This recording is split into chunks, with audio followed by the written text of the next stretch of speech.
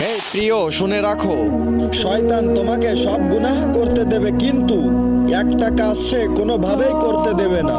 কারণ এই কাজটা করলে তুমি একা নও, তোমার সাথে হাজারো মানুষ হেদায়েতের পথে ফিরবে।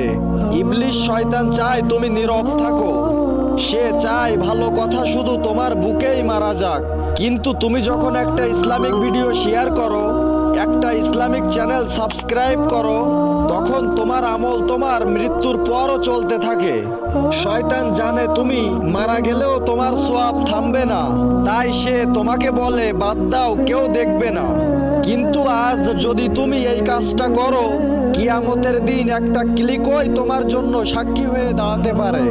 এখন ওই সাবস্ক্রাইব করো, হেদায়েতের বার্তা পৌঁছে দাও সবার কাছে, আর শেয়ার করে ইসলামের দিকে সবাইকে আহ্বান করো। তুমি কি করলে কমেন্টে বলো, আমি থাকবো তোমার অপেক্ষায়।